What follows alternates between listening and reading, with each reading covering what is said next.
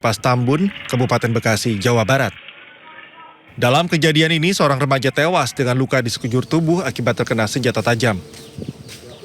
Pihak kepolisian memburu pelaku dan berhasil mengamankan 8 orang beserta sejumlah senjata tajam. Tadi kami sudah melakukan penyelidikan dan sudah mengamankan 8 orang. Namun demikian masih dalam pemeriksaan untuk menentukan apa peran masing-masing dari mereka. Kedelapan orang pelaku tawuran kini sedang dimintai keterangan oleh petugas kepolisian. Dari Kabupaten Bekasi, Jawa Barat, Didit Junaidi, Agus Rohim, iNews melaporkan.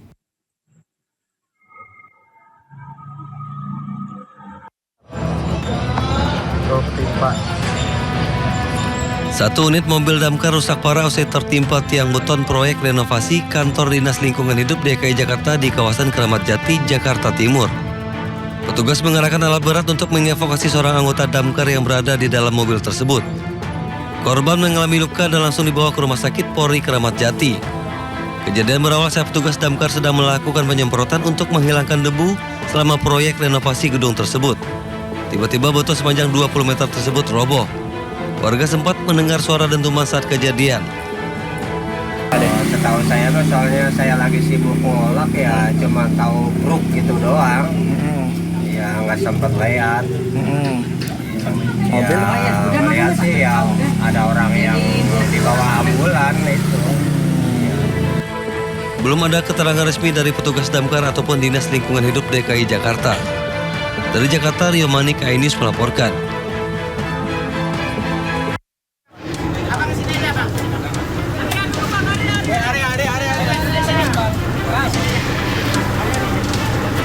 Evakuasi terhadap 9 kru kapal Golden Star 1 berbendera Tanzania oleh petugas KSOP Batam berlangsung dramatis.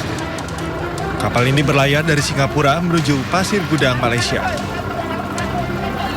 Petugas Kesyah Bandaran dan otoritas pelabuhan KSOP Batam berjibaku menyelamatkan kru kapal. Kapal Golden Star dilaporkan mengalami kebocoran parah di bagian forepeak atau ruang haluan kapal. Akibatnya sebanyak 107 kontainer mengapung dan hanyut di laut lepas. Kondisi ini berpotensi membahayakan lalu lintas pelayaran di Selat Singapura yang merupakan salah satu jalur pelayaran tersibuk di dunia. Dan KSOP Batam langsung mengerahkan kapal patroli untuk yang pertama dilakukan adalah melakukan penyelamatan terhadap kru kapal yang saat kejadian tersebut sudah lompat jatuh ke laut, dan 9 kru tersebut kemudian dilakukan penyelamatan oleh KNP 376. Petugas KSOP bersama instansi terkait lainnya terus melakukan evakuasi terhadap kontainer yang masih mengapung di laut. Sementara 9 kru kapal sudah mendapat penanganan medis di salah satu rumah sakit swasta di Batam. Dari Batam, Kepulauan Riau, Gusti Yenosa, iNews melaporkan.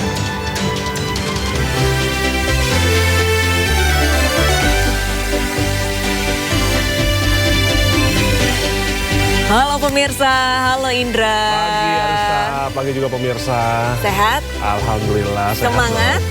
Selalu semangat Arista. Selalu semangat, apalagi hari ini warga udah mulai pusing nih karena CFD di Rasuna Said sudah mulai kembali diberlakukan. Nah ini kesempatan sebelumnya pernah sempat ditutup sementara ya Arista ya. Tadi saya lihat juga rame juga sih sekarang udah tadi saya lihat ya. Betul, sekarang sudah ditutup lagi sepanjang 4,4 km ditutup dari jam saya cari bocoran dulu. Dari jam 5:30 sampai jam 9 pagi. Jadi ini masyarakat tidak bisa melalui di kawasan Rasuna Said, sama seperti di kawasan CFD kita ini, di dekat kantor kita ini, gitu. Tapi kalau misalkan berbicara mengenai CFD, kalau misalkan nih Indra libur di hari Sabtu Minggu, sudah pernah beraktivitas di CFD? Jarang sih Arista ya, karena harus bekerja. Duh, jadi belum pernah ngerasain Arista ya.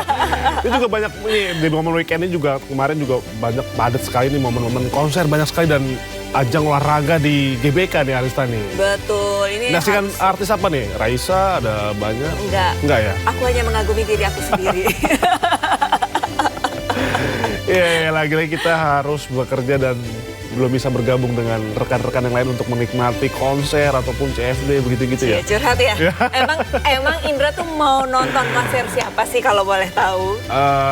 Kemarin ada Raisa, oke juga ya lagunya, itu pasti menyentuh hati ya Anusta ya. Apalagi statusnya masih sendiri ya. Langsung ya mau dikebut ya. Mau dipepet ya Indra ya. Enggak juga sih ya. Oh enggak juga. Oke, kita sama pemirsa dulu yang ada di rumah Indra. Kalau pemirsa Anda menyaksikan Sindo Today, program yang akan menghadirkan informasi-informasi terhangat hari ini. Bersama saya Arlisa Hadidan. Indra Setiabudi. Dan sebelum kita memulai seluruh rangkaian Sindo Today, redaksi kami sudah menyiapkan 3 berita pilihan, ini dia.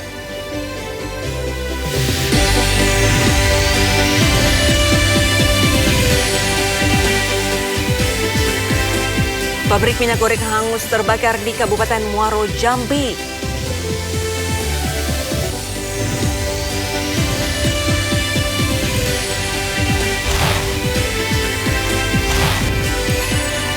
Iran kembali meluncurkan rudal balistik ke pangkalan Amerika Serikat di Bahrain dan Kuwait.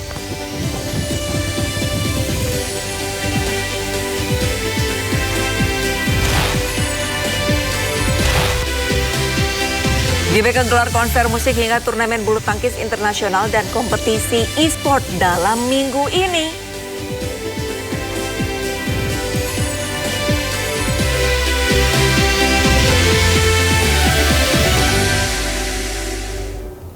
Ya pemirsa, kita awali Sindo Today dari kebakaran melanda pabrik pengolahan ikan di Jalan Raya Pantura Pati, Jawa Tengah. Kebakaran diduga akibat korsleting listrik.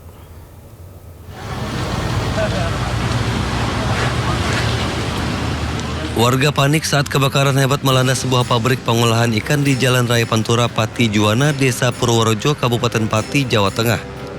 Ratusan unit mobil damkar diterjunkan guna mencegah api meluas ke area lain di dalam komplek pabrik. Kebakaran terjadi pagi hari sebelum pabrik dibuka. Diduga akibat korsleting listrik. Sekitar 70% lah dari pabrik ini yang mengalami kebakaran. 70%? Ya, itu dampaknya memang terhadap karyawan dan produksi yang otomatis akan terdampak. Itu belum ada karyawan masuk Pak, atau gimana itu? Belum, karena kami pagi-pagi sudah sampai sini bersama anggota tadi, situasi pabrik juga belum beroperasional. Tidak ada korban jiwa dan polisi masih menyelidiki penyebab pasti kebakaran. Dari Pati, Jawa Tengah, Vindi Agil, iNews melaporkan. 4 rumah warga di Jatipulo, Palmerah, Jakarta Barat ludes terbakar api. Kebakaran diduga akibat korsleting listrik. Besarnya kobaran api yang membakar 4 unit rumah ini membuat warga panik dan mencoba memadamkan api dengan alat seadanya.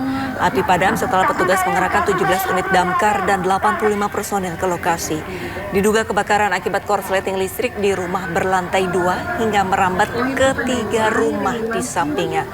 Tidak ada korban jiwa, namun polisi masih menyelidiki penyebab pasti kebakaran.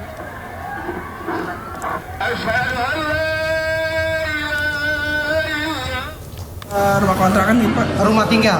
Rumah tinggal karena ada di situ ibu ya di lantai 2. Mereka alhamdulillah selamat, langsung dievakuasi dan sebelahnya juga ada ibu, semua dengan warga dievakuasi semua. Itu api dari atas atau dari bawah Pak? Dari lantai 2. Lantai 2 ya? Koslet. Sementara itu 3 remaja tersengat listrik di balkon sebuah kafe di Indragiri Hilir, Riau. Ketiga korban menderita luka bakar 40 hingga 70%.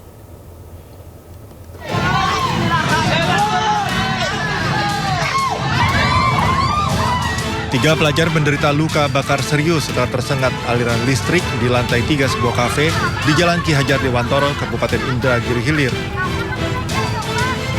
Menurut keterangan saksi mata, ketiga korban datang ke kafe untuk mengikuti turnamen game yang diadakan oleh pihak kafe. Hendak menunggu giliran, ketiga korban duduk di balkon kafe hingga satu korban terkena kabel listrik hingga tersetrum. 2 teman korban yang hendak menolong juga ikut tersetrum hingga tak sadarkan diri. Warga yang melihat kejadian ini berupaya mengevakuasi korban dan membawa ketiganya ke rumah sakit. Kami turun bentar, minta bantuan, baru ini Tak lama itu datang orang naikkan tolong, itu masih korban masih kejang-kejang kan. Tak lama itu baru dia terguling-guling, mau jatuh, hampir jatuh juga itu. Acara lagi turnamen yang itu pun udah hari kedua. Seluruh korban menderita luka bakar 40 hingga 70% dan sedang menjalani perawatan medis. Dari Kabupaten Indragiri Hilir Riau, Diki Kurniawan, iNews melaporkan. Pabrik minyak goreng di Kabupaten Muaro Jambi, Provinsi Jambi hangus terbakar hingga mengeluarkan suara ledakan. Selain menghanguskan sebagian besar area gudang, 3 unit mobil operasional juga turut terbakar. Kebakaran pabrik BW Talang Duku jam setengah 2 subuh. Kebakaran hebat melanda pabrik minyak goreng di Desa Talang Duku, Kecamatan Taman Rejo, Kabupaten Muaro Jambi, Provinsi Jambi. Terdengar beberapa kali ledakan dari dalam bangunan yang terbakar. Habis Selain menghanguskan sebagian besar area gudang, 3 unit mobil operasional perusahaan yang terparkir di lokasi juga ludes terbakar. Warga di sekitar kejadian yang menyaksikan peristiwa kebakaran diminta petugas untuk tidak berada di area kebakaran karena dikhawatirkan terjadi ledakan. Diduga api berasal dari korsleting listrik dari salah satu gedung tempat pengemasan minyak goreng. 5 unit pemadam kebakaran diterjunkan ke lokasi untuk memadamkan api. Penyebab kebakaran masih dalam proses penyelidikan, belum bisa kita simpulkan. Kita masih lakukan proses penyelidikan. Untuk korban jiwa nihil, untuk korban material belum bisa kita simpulkan. Demikian. Ini untuk yang bagian kebetulan adalah gudang penyimpanan. Beruntung dalam kejadian ini tak ada korban jiwa, namun kerugian ditaksir mencapai miliaran rupiah, sementara pihak kepolisian masih menyelidiki penyebab kebakaran. Dari Kabupaten Muaro Jambi, Provinsi Jambi, Haisnun Hafiz, iNews melaporkan. Viral di media sosial, siswi SMP dijamret pemotor hingga terseret sejauh 500 meter. Pelaku akhirnya berhasil diamankan.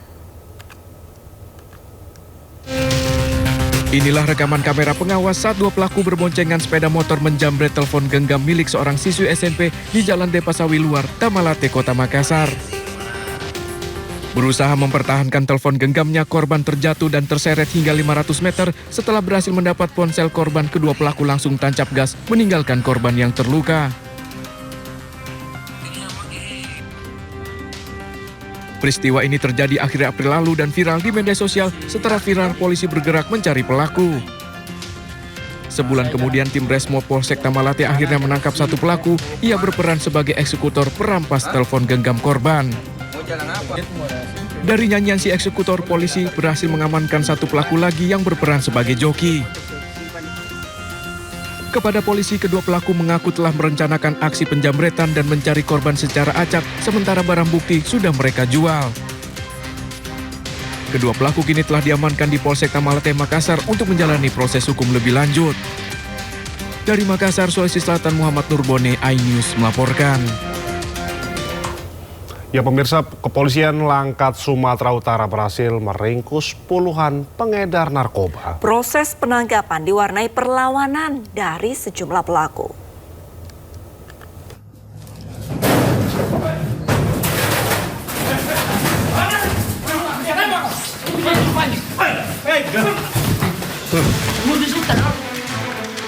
Inilah aksi penyergapan yang dilakukan jajaran Satres Narkoba Polres Langkat, Sumatera Utara selama operasi Antik 2026. Dalam aksinya, petugas berhasil menggagalkan peredaran narkotika jenis sabu dan ganja. Bahkan saat penangkapan, sejumlah tersangka juga sempat melakukan perlawanan. Dari 35 tersangka, sebanyak 31 merupakan pengedar narkoba dan sisanya merupakan pemakai. Dan dari keseluruhan tersangka, 31 tersangka adalah pengedar dan 4 orang tersangka adalah pengguna. Jadi dalam penerapannya kita akan sesuaikan. Polres Langkat juga berhasil mengamankan barang bukti narkotika berupa sabu seberat 782 gram dan narkotika ganja seberat 2.100 gram. Dari Langkat, Sumatera Utara, Erwin Syaputra Nasution, iNews melaporkan. Setelah 3 hari hilang di Sungai Ciujung, Lebak, Banten, remaja 14 tahun akhirnya ditemukan tewas. Derasnya aliran sungai membuat tim SAR kesulitan mencari korban.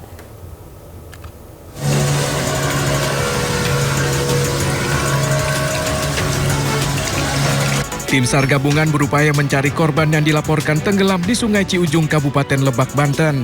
Selama 3 hari atau sejak korban dilaporkan tenggelam, tim SAR terus menyusuri sungai. Hujan deras dan debit air yang tiba-tiba meningkat membuat tim SAR cukup kesulitan mencari korban. Selain dilakukan dengan menyisir darat, pencarian juga dilakukan dengan menggunakan drone. Setelah 3 hari pencarian, jasad korban bernama Muhammad Soleh 14 tahun akhirnya ditemukan. Korban ditemukan dalam kondisi tertelungkup di aliran sungai sekitar 5 km dari titik awal kejadian. Di lokasi temuan korban, tim SAR langsung melakukan proses identifikasi awal. Korban langsung dibawa ke rumah sakit sebelum diserahkan kepada keluarga. Tim SAR gabungan berhasil menemukan korban dalam kondisi meninggal dunia sejauh 5 km dari lokasi kejadian. Selanjutnya korban dievakuasi dan diserah terimakan di pihak keluarga ke rumah duka. Sebelumnya dilaporkan remaja 14 tahun bernama Muhammad Soleh tenggelam di Sungai Ciujung, Kabupaten Lebak, Banten. Belum diketahui penyebab korban tenggelam hingga terseret arus sungai. Dari Lebak, Banten, Pebi Febrianto, iNews melaporkan. Seorang pemotor wanita tertemper komuter lain jurusan Muara Angke, Bekasi di perlintasan Jembatan Besi, Jakarta Barat. Diduga korban menerobos palang pintu ketika KRL akan melintas.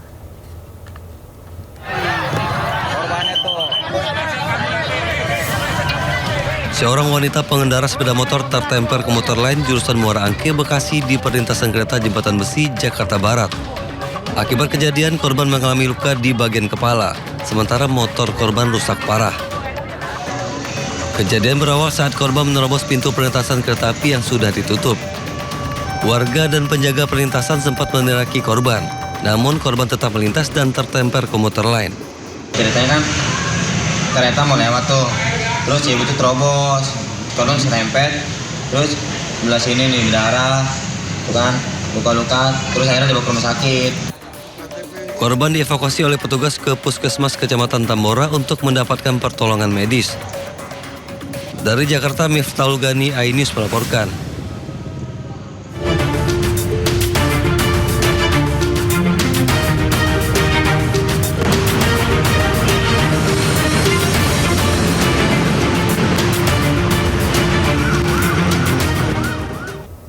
Ya pemirsa, saatnya kita simak pantauan arus lalu lintas. Kami telah terhubung dengan Bribtu Eklesia Putri Huta Barat dari NTMC Polri yang kini berada di kawasan Bundaran Senayan, Jakarta Selatan. Ya, Bribtu Eklesia, bagaimana pantauan arus lalu lintas di tempat Anda melapor?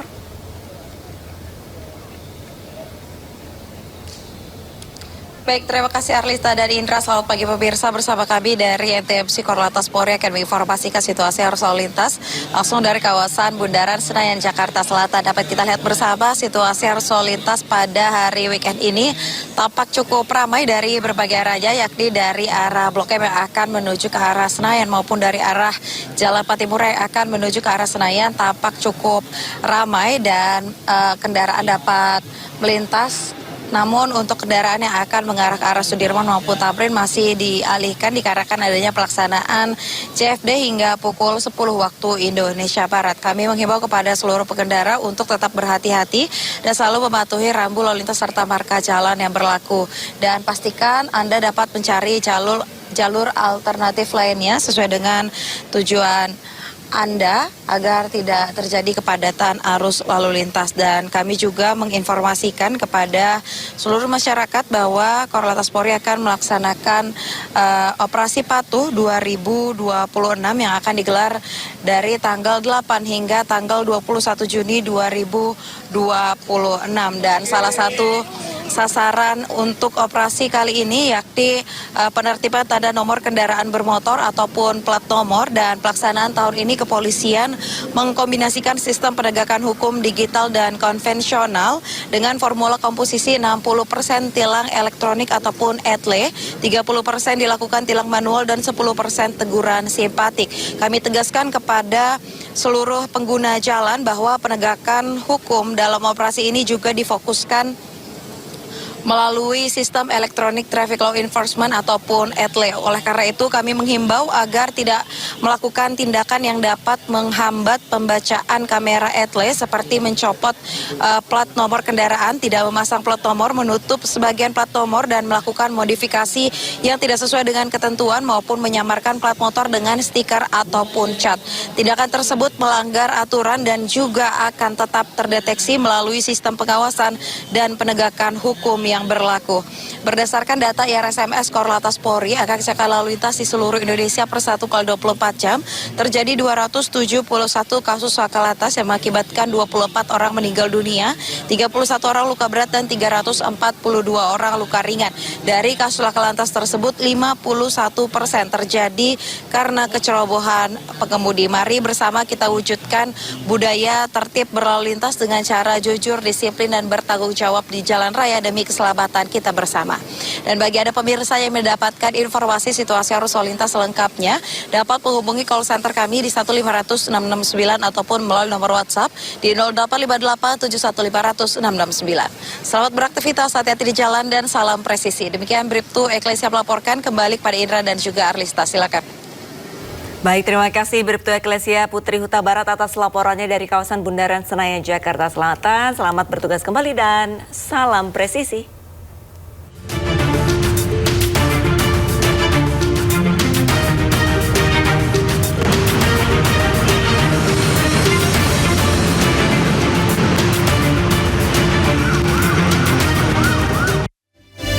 Klaim memiliki hubungan baik dengan Iran, pemimpin tertinggi Iran Mojtaba Khamenei tolak temui Presiden AS Donald Trump. Informasi selengkapnya usai jeda, tetaplah bersama Sindo Today.